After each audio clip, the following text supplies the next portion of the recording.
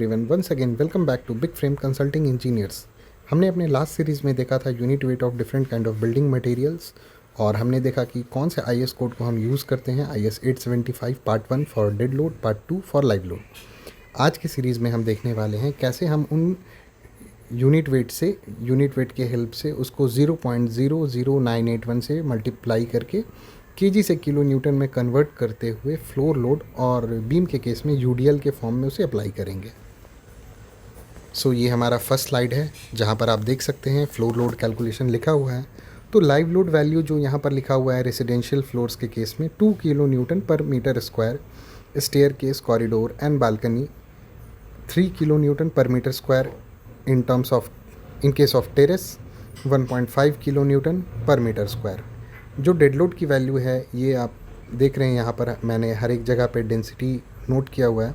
RCC 25 kilo newton पर M cube, तो यहाँ हम इसे सिंपली इसके स्लैब के थिकनेस से मल्टीप्लाई कर देंगे। फॉर एग्जांपल हमारे इस केस में हमने स्लैब का थिकनेस 0.125 मीटर या 125 लिया हुआ है, तो यहाँ पे मैंने उसे एम को मीटर में कन्वर्ट कर दिया। 0.125 टाइम्स 25, तो ये 1 metre by 1 metre by 5 inches thickness की एक स्लैब है जिसकी वेट होगी 3.125 kilo newton per metre square.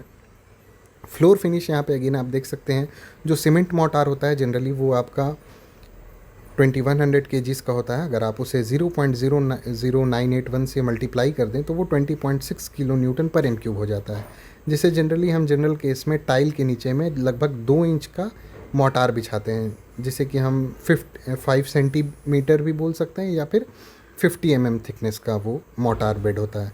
अगर आप उसे डेंसिटी से मल्टीप्लाई कर दें उसके, तो 1.03 kilo newton per metre square इसका वेट आपको मिल जाएगा। लगभग अगर केजी में देखें तो ये समवेयर अराउंड 104 केजीज़ के आसपास आपको ये देखने के लिए मिल सकता है।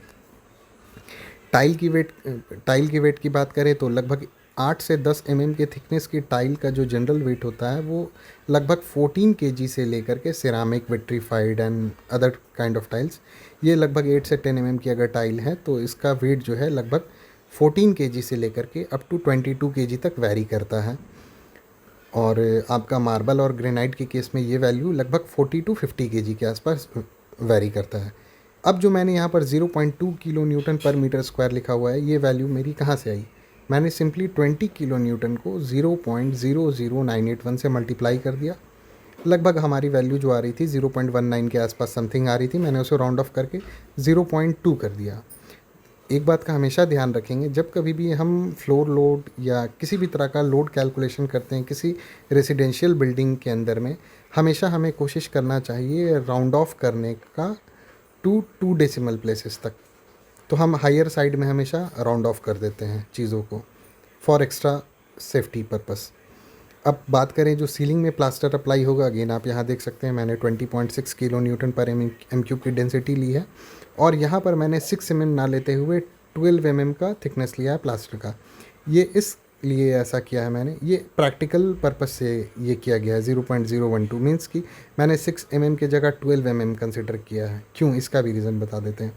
बहुत सारे जगह पे जब प्लास्टर होता है तो आपकी सीलिंग में कभी कभी अंडुलेशंस देखने के लिए आपको मिल जाते हैं, जस्ट बिकॉज कि आपका प्लाईवुड पुराना था, शटरिंग प्रॉपर वे में नहीं हुई थी। तो वहाँ पर अगर हम एंड टू एंड लेकर के एकदम चलते हैं लोड को, तो ये कहीं ना कहीं फिल मीन्स कि हम अंडर कंसिडर कर रहे हैं। तो ऐसे केसेस में हम एक कैलकुलेटिव अमाउंट के बेसिस एक कैलकुलेशन देखते हैं और एक कैलकुलेटिवली उसको जज करते हैं कि हाँ चलो ठीक है, ये इसका थिकनेस इतना ले सकते हैं। तो एक सर्टेन मार्जिन कह सकते हैं कि मैंने यहाँ पर लिया हुआ है, जो कि 0.012 मीटर का है, जो कि आपका 12 का थिकनेस हो गया। तो इस केस में अगर आप मोर्टार का वेट देखें तो वो लगभग आपको 0.25 kilo newton per metre square आ जाता है। अगर आप इन सारे डेड लोड का समअप करें तो लगभग ये 4.6 आ जाएगा। 3.125 प्लस 1.03 प्लस 0.2 प्लस 0.25, अगर आप इसका सम देखते हैं तो ऑलमोस्ट आपको ये 4.6 किलो न्यूटन के आसपास मिल जाएगा, जो कि आपका स्लैब का डेड लोड होगा। ये इंटायर स्लैब में आपकी ये कॉन्स्टेंटली चलेगा। अब जो बात करते हैं लाइव लोड की, तो लाइव लोड की value 2 kilo newton per metre square ये आपका हो गया रेसिडेंशियल फ्लोर्स में।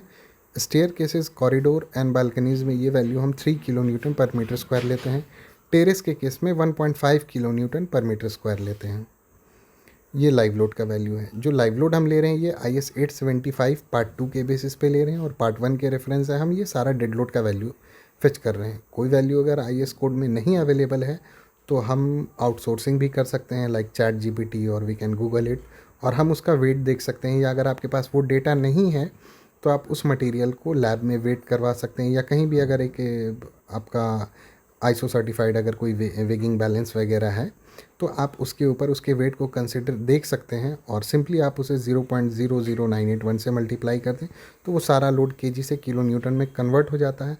मैं बार बार इस चीज़ को रिपीटिवली इसलिए रिपीट कर रहा हूँ 0.00981, क्योंकि ये आपका की फैक्टर है जहाँ से आप जो भी रियल वर्ल्ड वेट है आप उसे एनालिटिकली आप अप्लाई कर सकते हैं मॉडल में, क्योंकि जनरली हमारे सारे जो भी कैलकुलेशंस होते हैं वो जनरली हमारे किलो न्यूटन के बेसिस पे ही हम करते हैं, किलो न्यूटन पर मीटर और kilo newton per metre square, या मोमेंट के केस में हमारा रहता है किलो न्यूटन मीटर। तो इस तरीके से ये अप्लाई करते हैं। नेक्स्ट जो हम देखने वाले हैं ये वॉल लोड कैलकुलेशन के बारे में है। सिंपली है, हम एक वॉल है जैसा कि मैंने यहाँ एक फिगर में दिखाया हुआ है, एक यहाँ पे बीम है, बीम के ऊपर में ब्रिक वर्क किया हुआ है और ये आपका मेसनरी ब्रिक वर्क है जिसके ऊपर प्लास्टर की भी एक लेयर होगी, बट यहाँ इमेज में वो शो नहीं किया हुआ है। तो मैंने यहाँ पर ऊपर में एक स्टेटमेंट लिखा है, unit weight of masonry bricks with plaster for 1 metre cube. तो 1 मीटर क्यूब के लिए इसका क्या वेट होने वाला है, तो ये 20 kilo newton per metre cube इसकी डेंसिटी होगी।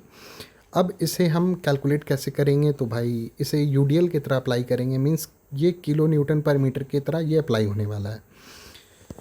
तो इसे इस पर्टिकुलर लोड को अप्लाई करने के लिए हम क्या करेंगे, जो हमारा फ्लोर से लेकर के बीम के बॉटम तक की क्लियर हाइट होगी, सपोज़ कीजिए कि आपका फ्लोर टू फ्लोर का हाइट है 3 मीटर, आपने वहाँ पे 0.45 मीटर का एक बीम प्रोवाइड कर दिया, तो अब आपका क्लियर हाइट क्या बचा, 2.55 मीटर। तो मैंने वही यहाँ पर नीचे में लिखा है 2.55 metre times wall thickness. Generally हमारे पास 2 तरह की वॉल थिकनेस मिलती है रेजिडेंशियल घर में देखने के लिए, इधर 125 mm और 250 mm। तो मैंने उसे मीटर में सिंपली कन्वर्ट कर दिया है 0.125 mm। मैंने इस केस में कैलकुलेशन शो करने के लिए मैंने यहाँ पे 5 इंचेस थिकनेस की वॉल ली है, जो और 125 mm की वॉल भी कह सकते हैं आप उसे, और सिंपली मैंने उसे उसके यूनिट वेट से मल्टीप्लाई कर दिया।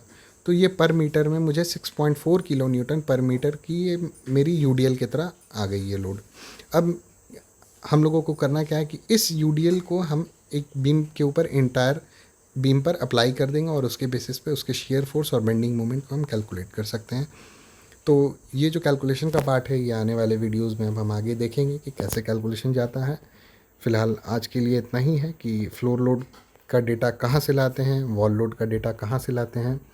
आगे आने वाले में देखेंगे कि कैसे 1 वे और 2 वे स्लैब में हम फ्लोर लोड को डिस्ट्रीब्यूट करते हैं, देन बीम से कैसे यूडीएल को हम ट्रांसफ़र करते हैं कॉलम पर।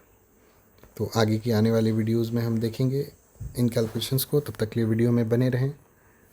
अगर वीडियो अच्छी लगी हो तो डेफ़िनेटली वीडियो को लाइक करें, चैनल को सब्सक्राइब करें, शेयर करें ज़्यादा से ज़्यादा, ताकि आपसे जो भी रिलेटेड पर्सन हो जिनका स्ट्रक्चर फील्ड में इंटरेस्ट है वो भी इस चीज़ से अवेयर हो सकें। Thanks for watching.